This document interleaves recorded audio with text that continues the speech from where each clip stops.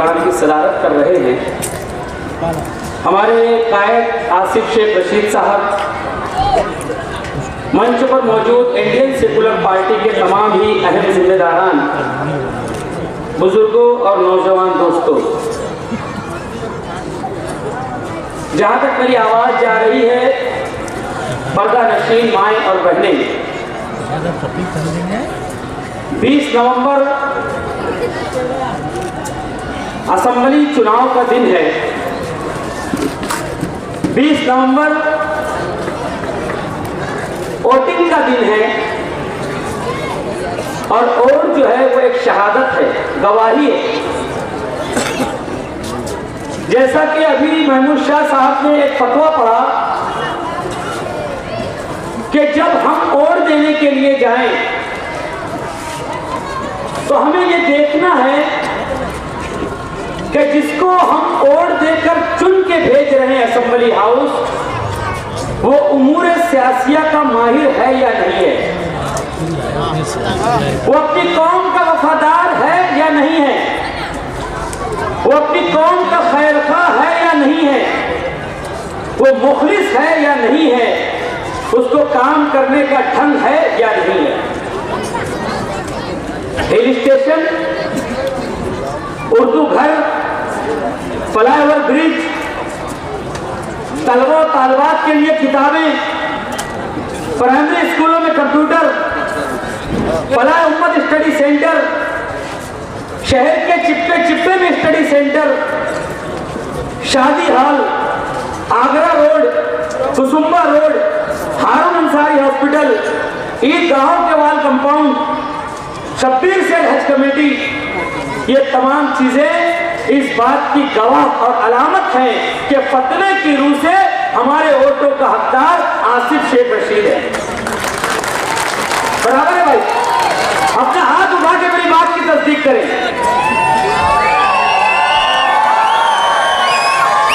जो फतावा कासिया के 199 और 200 सफे का फतवा महमूद भाई ने पढ़कर सुनाया, मैं उसकी भरपूर अल्फाज में तारीफ करता हूं और उस फतवे पर अमल करने का इजहार करता हूं कि उस दिन मैं आसिफ शेख रशीद साहब को वोट दूंगा।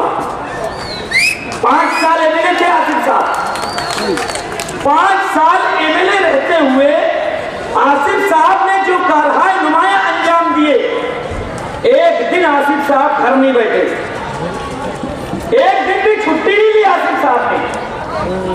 रोजाना हमारे और आपकी शहर की तरक्की के लिए, इस शहर के नाक नक्शा बदलने के लिए, आने वाली नस्लों के मुस्तकबिल के लिए, पूरे महाराष्ट्र के मुसलमानों की सियासी रहनुमाई के लिए आसिफ साहब 5 साल मैदान अमल में रहे।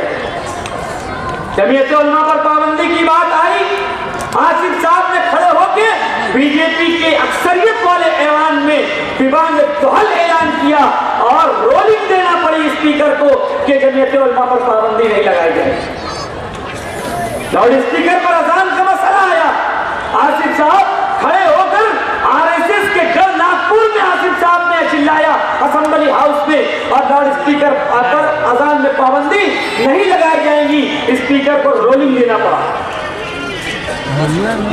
ये नौजवान कायद जिसने बीजेपी की अक्सरियत वाले ऐवान से फंड लाकर फ्लाईओवर ब्रिज बनाया, अभी आसिफ साहब ने ऐलान किया है कि यही हरा झंडा लेकर असेंबली हाउस में जाऊंगा, अगर मैं चुनकर आया तो हमारे रात की इज्जत का सवाल है, हमारे मस्जिद और मीनारों की, इस बस्ती की इज्जत का सवाल है।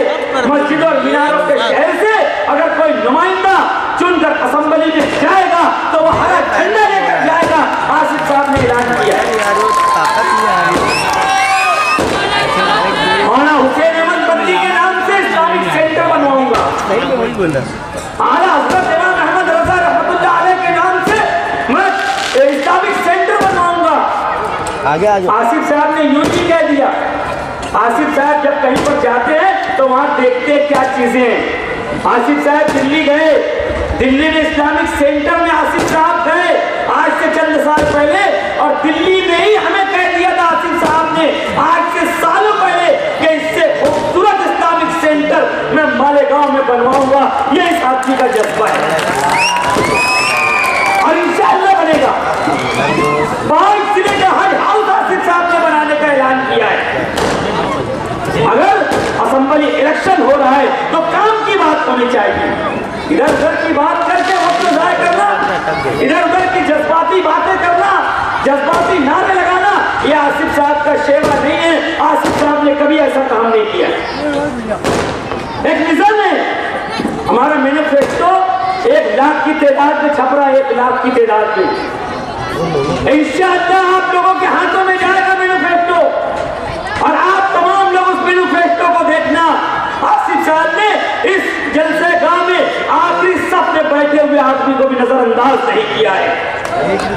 जो बच्चा अभी पैदा नहीं हुआ है, आसिफ साहब ने अभी अपने मैनिफेस्टो में उस नाकाबिल पैदा होने वाले बच्चे को भी नजरअंदाज नहीं किया है, बुजुर्गों को भी नजरअंदाज नहीं किया है, मजदूरों को भी नजरअंदाज नहीं किया है, बुनकरों को भी नजरअंदाज नहीं किया है, माँ बहनों को भी नजरअंदाज नहीं किया है। जच्चा खाना और माँ की जो बुनियादी जरूरत है बहनों की, उसको भी आसिफ साहब ने नजरअंदाज नहीं किया अपने मैनिफेस्टो में। ऐसी बात होनी चाहिए। ये इलेक्शन हो रहा है, कोई तमाशा नहीं हो रहा है, कोई मुनाजरा नहीं हो रहा है, कोई कहना चाहिए कि एक दूसरे को नीचा दिखाने का मुकाबला नहीं हो रहा है। यहाँ पर काम की बात होनी चाहिए। 5 साल क्या किया गया और आइंदा 5 साल क्या करेंगे। आसिफ साहब ने अपने 5 साल क्या किया, ये आसिफ साहब ने बताया है और ये मैंने एक लिस्ट सुनाई है आपको। आसिफ साहब आइंदा 5 साल में क्या करेंगे, आसिफ साहब ने अपने मैनिफेस्टो में बता दिया है। जरूरत इस बात की है कि वो नौजवान लीडर हमारा जिसने अपने बच्चों को बड़ा होता हुआ नहीं देखा, अपने बच्चों को जिसने वक्त नहीं दिया, हमारे बच्चों के लिए, हमारी कौम के लिए, हमारे शहर के लिए, हमारे गांव के लिए, मस्जिद और मीनारों की बस्ती के लिए जितना वक्त उस आदमी ने दिया है कि उसके बच्चे क्यों बड़े हो गए उसका एहसास नहीं हुआ। एक दिन नहीं किया उस आदमी ने अपने फैमिली को। आप लोगों के लिए इतना काम का जज्बा रखने वाला, गांव का इतना हमदर्द, इतना कौमी हमीयत रखने वाला, जिसने ऐलान किया कि फलस्तीन के उस नौजवान से मेरा ताल्लुक है, इसने के इस्लाम से मेरा ताल्लुक है, इसने के मुसलमानों से मेरा ताल्लुक है, फलस्तीन की जमीन पर गिरने वाले एक खून से मेरा ताल्लुक है। ऐसा दीनी अहमियत रखने वाला मौलाना मरहूम गुलजार आसमी साहब ने आसिफ साहब की तारीफ की। अब आसिम आसमी साहब से पूछ लो, आसिफ साहब की तारीफ करेंगे। रईस शेख से पूछ लो, आसिफ साहब की तारीफ करेंगे। असलम शेख से पूछ लो, आसिफ साहब की तारीफ करेंगे। अरे भाई, दूसरी पार्टी के फिरका परस्त लीडर भी आसिफ साहब की तारीफ करेंगे। इसलिए आसिफ साहब ने अपना किरदार बताया असेंबली में, अपनी औकात नहीं बताई। अपना किरदार बताया आसिफ साहब ने। जब देवेंद्र फडणवीस बोलता है कि आसिफ तू सुबह कल आ, मैं तुझको बजट देता हूँ, क्या चाहिए बोल। आसिफ साहब सुबह 7 बजे जाते हैं तो 22 करोड़ रुपया बजट देता है। बोले जा फ्लावर ब्रिज बना, क्योंकि तू काम करने वाला है और मुझे काम करने वाले पसंद है। भाई ये जो पटाखा फोड़ रहे हैं, इनसे बहुत गुजारिश है कि भाई आतिशबाजी ना करें। पहले दिलावर साहब स्टेज पर आ जाए तो हर पूरे महाराष्ट्र के असेंबली के नुमाइंदे आसिफ साहब को पसंद करते हैं। मंत्रालय में काम करने वाले कार्यकर्ता और वहां मुलाजमत करने वाले आसिफ साहब को पहचान कर पसंद करते हैं। ये कैसे नहीं हुआ? आसिफ साहब की जबान है, आसिफ साहब का किरदार है, आसिफ साहब का अपनी कौम के तहत खुलूस है और जज्बा है जो आसिफ साहब को इतनी मकबूलियत अता कर रहा है। इसके बरखिलाफ क्या है वो आप सब जानते हैं।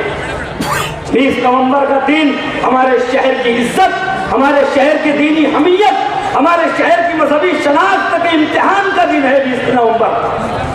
उस दिन 3 नंबर बटन रिक्शा निशानी पर मुहर लगा के 3 नंबर का बटन दबा के इस जियाले बहादुर हमारी कौम का दुख दर्द समझने वाले इंसान को असेंबली पहुंचाने के लिए आप लोगों को वोट देना है।